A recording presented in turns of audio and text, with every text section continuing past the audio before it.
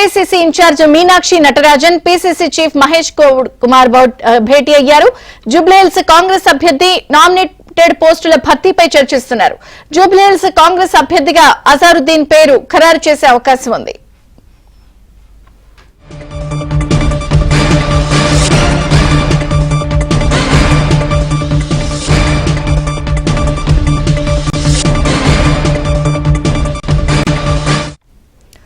CM Revanth రెడ్డితో AICC in-charge Meenakshi Natarajan PCC chief Mahesh Goud భేటీ అయ్యారు.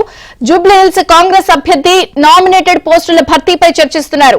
ఇక జూబ్లీహిల్స్ కాంగ్రెస్ అభ్యర్థిగా అజారుద్దీన్ పేరు ఖరారు చేసే అవకాశం కూడా వినిపిస్తోంది. పూర్తి అప్డేట్స్ సిద్ధార్థ్ అందిస్తారు. సిద్ధార్థ. చంద్రిక, సీఎం రేవంత్ రెడ్డి నివాసంలో PCC chief Mahesh Kumar Goud, party in-charge Meenakshi Natarajan భేటీ అయ్యారు. ఈ భేటీలో రెండు ప్రధానమైన అంశాలు చర్చించనున్నారు. ఒకటి, పార్టీలో పదవులకు సంబంధించినటువంటి విషయం కానీ, లేదంటే ప్రభుత్వంలో నామినేటెడ్ పోస్టులకు సంబంధించినటువంటి విషయంపై ఒక క్లారిటీకి రానున్నారు.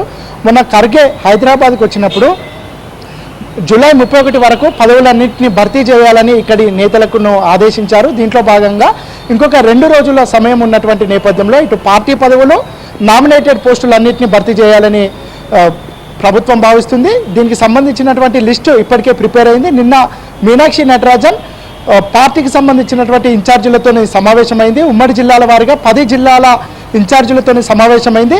నియోజకవర్గానికి 2 చొప్పున నామినేటెడ్ పోస్టులు కానీ, లేదంటే డైరెక్టర్ పోస్టులు కానీ వీటిని భర్తీ చేయాలని భావిస్తూ ఉంది. నియోజకవర్గం నుంచి 2 పేర్లను సిఫార్సు చేశారు.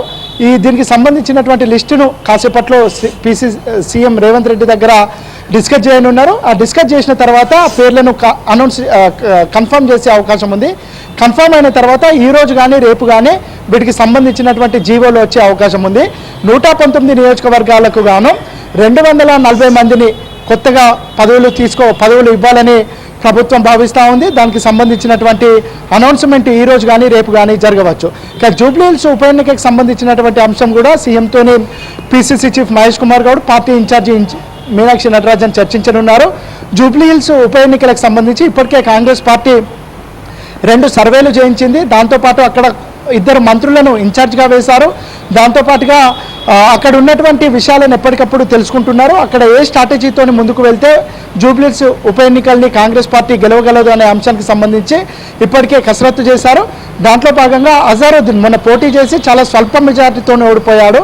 ఆయనకే మళ్ళోసారి టికెట్ ఇస్తే బాగుంటుందని కాంగ్రెస్ భావిస్తుంది. దాంట్లో భాగంగా అజారుద్దీన్ వైపే అధిష్టానం మొగ్గు చూపుతున్నట్టు తెలుస్తూ ఉంది.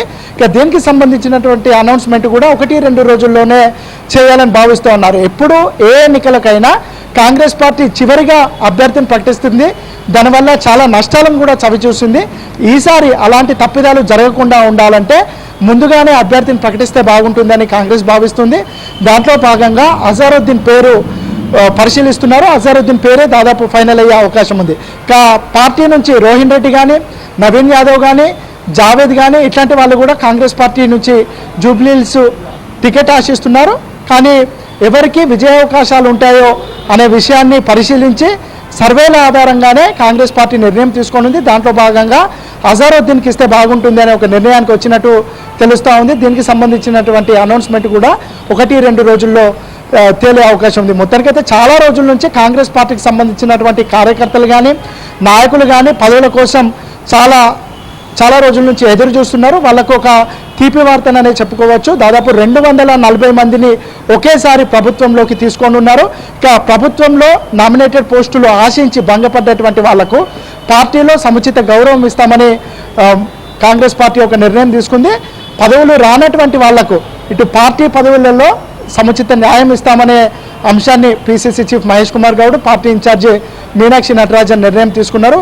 ఈ 2 అంశాలకు సంబంధించి సీఎంతోని మాట్లాడిన తర్వాత ఈ 2 అంశాలకు సంబంధించినటువంటి అనౌన్స్మెంట్ జరిగే అవకాశం ఉంది.